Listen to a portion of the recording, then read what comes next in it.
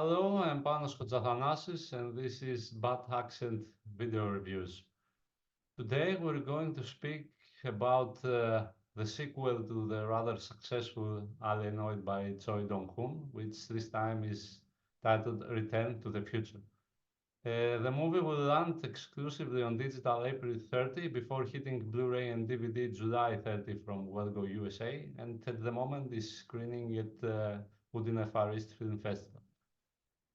Before we go into the movie, however, let us first check the trailer.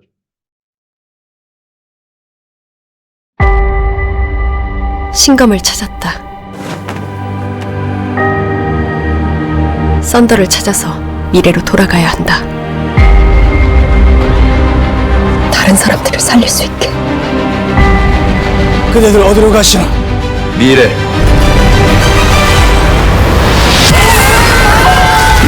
출발! 설계자가 뭐야? 그 요괴가 내 안에 들어온 거지? 내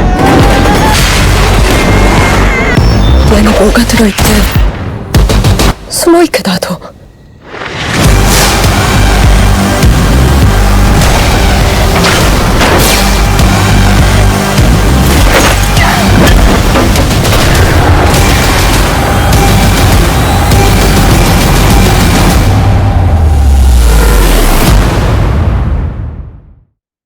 Regarding the story, in order to retrieve the divine sword to unlock the gate of time, Aeon, trapped in the past and attempting to stop the escape of an alien prisoner locked in a human body, she searches for thunder and eventually a way to get back to the future.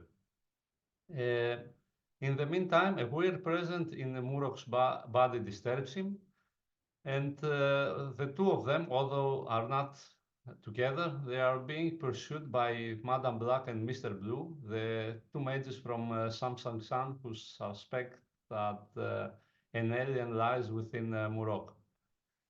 Also, we have a very interesting new character, Nong Pa, a blind swordsman who wants to take the rumored divine sword in order to cure his eyes, while Jajang, an alien who lives in this Korean past, let's say, and wants to claim the divine sword also for his own plans. In the present day, several people are killed by Hava, an alien substance detonated by an escaped alien prisoner, the architect, while an accidental witness, Minga Lin, begins to investigate the incident. With only 48 minutes left before all the Hava explodes, essentially probably killing everybody, Aeon must open the gate of time and return to the future and stop the heavy detonation. And finally, all the secrets of what exactly is happening with the characters are revealed.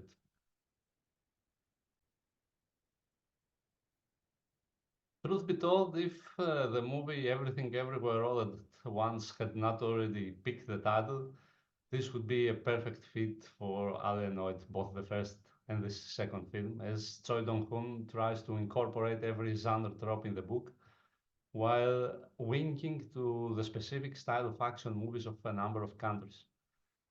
In that fashion, the body-snatching element shares many similarities with the Japanese Parasite, the battle of the androids and the androids in general with Terminator, the wire fu plus magic with Hong Kong and Chinese action blockbusters of the past in the style of Zoo Warriors and Monster Hunt. And also we can add to all that time travel, aliens in the 14th century, a series of funny assistants, hats, magicians, guns, tentacles, a bit of romance, and the policeman who this time is a good guy, not the villain as in the previous episode. And you have the gist of the model that is Alienoid. I would like to stay particularly to the Hong Kong aspect, especially in the beginning of the movie. If you know the Hong Kong action movies of the past, you will probably start searching for those usual actors that we would see, like Jackie Chan or Sammo Hung.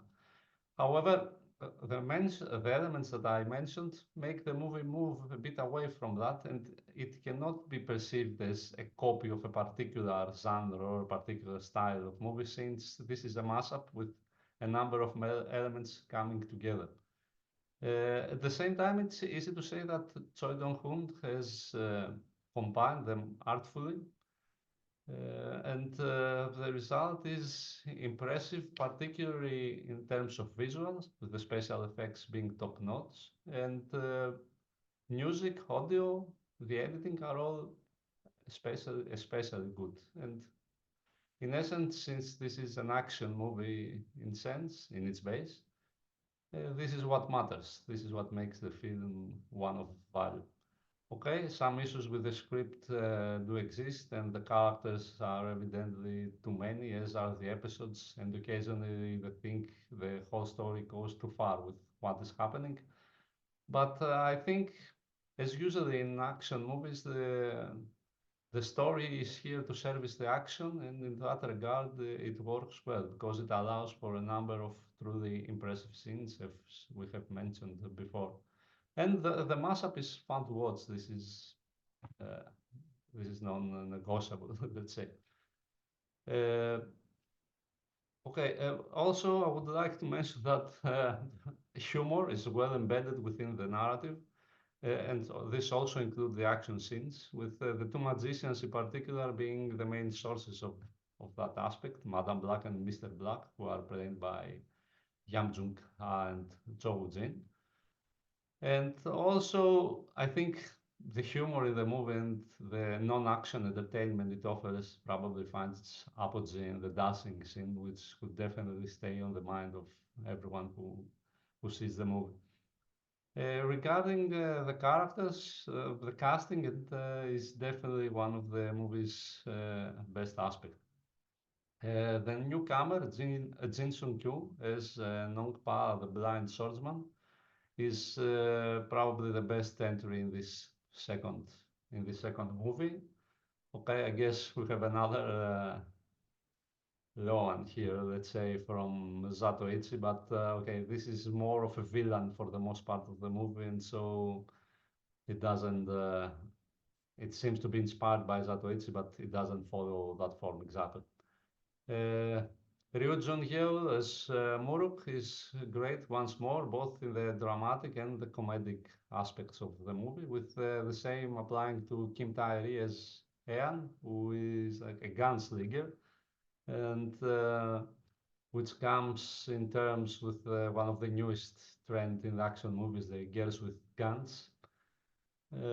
It's also fun to watch Kim Tae-ri because she seems to have a knack for comedy and action also, and it's interesting to see her in a role different than the one that made her internationally famous, I guess, in The Handmaiden. Kim Woo-bin as Guard Thunder is also interesting to watch. Okay, it's appealing. He is appealing. He's also handsome as the majority of the actors, and I think he adds a lot with his acting to the whole thing. Kim Hae-sung as Jajang is a proper villain. He's evil. He doesn't have almost any redeeming qualities, and in that regard, he succeeds quite well in presenting a character that everyone wants to kill. However, the one who steals the show is Lee Hani as Min Ga-ling, who has truly transformed herself in the latest years from usually playing roles that has her being the beautiful woman. Okay, she was actually Miss Korea at some point. To more action-oriented, as we have seen her in Extreme Job, and in this case Alienoid, with her being exceptionally good both in the comedic and the action scenes, while remaining as beautiful as she ever was. I think the fact that she has a more meaty part than the few minutes she played in the first is definitely a tick in the pros column of the film. Also, the whole thing, like the acting, the production values, direction, everything come together in the best way in the final battle, which is rather long and is as impressive as they can be, with the fight with the various aliens being truly astonishing. This is one that every fan of action movies and science fiction will definitely enjoy. And I think this is essentially the gist of the film. It's an impressive action sci-fi mashup that aims at entertainment and it succeeds fully, and that is where its true value lies. At this point, I would also like to move away a bit from the review and mention something about action movies, as I am checking IMDb rating very frequently. I don't know who are the ones who vote, but I think that action movies in IMDb, particularly the Asian ones, are undervoted in a non-objective way. I'm not sure, like it seems sometimes that just people who like art house films rate. Okay, Alienoid has a 6.8, which is, say, more or less accurate, although I would give it a bit more, like 7 point something.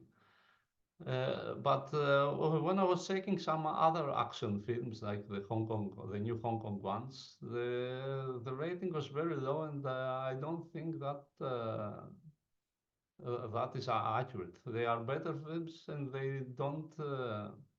they shouldn't be judged on terms like characterization or depth or context and the narrative value. If the action scenes are good, this is what those films aims, and they should be judged on those, just like art house movies could not be judged in the quality of their action scenes.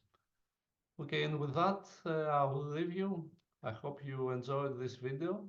If you liked it, you can like and subscribe, and see you soon again.